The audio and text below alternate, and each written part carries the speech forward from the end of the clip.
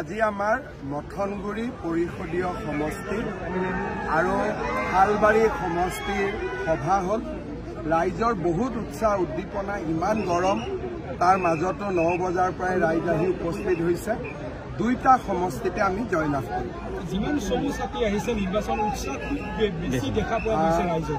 বিজেপিৰ সভা সমিতিবিলাকত মানুহ বহুত বাঢ়ি গৈছে, আন দলৰ সভা সমিতিত মানুহ কমি গৈছে।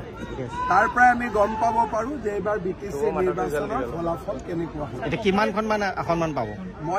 মোৰতো আজি লাগিছে যে আমি এতিয়া 20ৰ ওচৰি গৈ পাই গৈছো আৰু 2 দিন আছে। চক অগপ জিকিবৰ কাৰণে প্ৰাৰ্থিত্ব দিয়া, গৌতম দাসক হৰুৱাবৰ কাৰণে সেইটো ঠিক পলিটিক্স নহয়। কাৰ হৈ আহিছে, কাৰ হয়, নাঙলৰ নে ট্ৰেক্টৰৰ কিবা মতলবত আহিছে ক'ব নোৱাৰি। অখিল গগৈ মতলব ধৰিব নোৱাৰি। তেওঁতো কৈ আছে, প্ৰমোদ বৰুৱাই কৈ আছে 1 নম্বৰত থাকিব, হাগ্ৰামা মহিলাৰেও কৈ আছে 1 নম্বৰত থাকিব। ৰাইজে কিন্তু ইংগিত দি আছে বিজেপি 1 নম্বৰত থাকিব। পকেটত লৈ ঘূৰা শব্দটো বেয়া শব্দ। আমি সকলোকে সন্মান কৰিছো, কংগ্ৰেছত বাদ দি।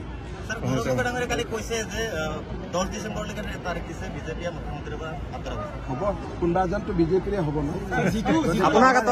টেনচন নাথাকে। নৱেম্বৰ মাহত আমি বিধানসভাত প্ৰতিবেদন দিম। কংগ্ৰেছৰ যিটো অৱস্থা হৈছে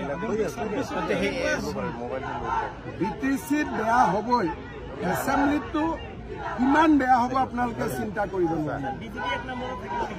BTRতো আজিতো যেনেকুৱা পৰিৱেশ তেনেকুৱাই লাগি আছে। ইয়াত একো নাই, ডি ভোটাৰৰ এতিয়া সংখ্যাই নোহোৱা হৈ গ'ল। মই মুখ্যমন্ত্ৰী হওঁতে 2.5 লাখ ডি ভোটাৰ আছিল, এতিয়া 30,000 হৈ গ'ল। গৌৰৱ গগৈ আপোনাক কংস মামা কৈছে কালি। মামাৰ বহুত প্ৰকাৰ আছে, যাৰ মনটো যেনেকুৱা তেনেকুৱা হ'ব। যাৰ মনটো কলা সি চবত কলা দেখিব, যাৰ বগা সি বগা দেখিব। গতিকে এইটো মানুহে চোৱাৰ কথা। আৰু কংগ্ৰেছৰ মানুহৰ পৰা ভাল শুনিবৰ কাৰণে মইতো ৰাজনীতি কৰা নাই। মই আমাৰ দুখীয়া গাঁৱৰ মহিলা, বৃদ্ধ, আবাল বনিতা, তেওঁলোকৰ পৰাহে আশীৰ্বাদৰ কাৰণে মই ৰাজনীতি কৰি আছো, হয়নে নহয়? গতিকে কংগ্ৰেছে কি কৈছে সেইটোকে লৈ যদি দিনটো মই পিটিকি কৰি থাকো, বাকী কাম কেতিয়া কৰিম?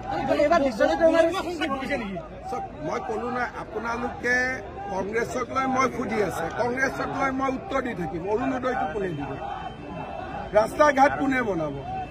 গতিকে মোৰ যিটো কাম মোক সেইটো কৰিব দিয়ক।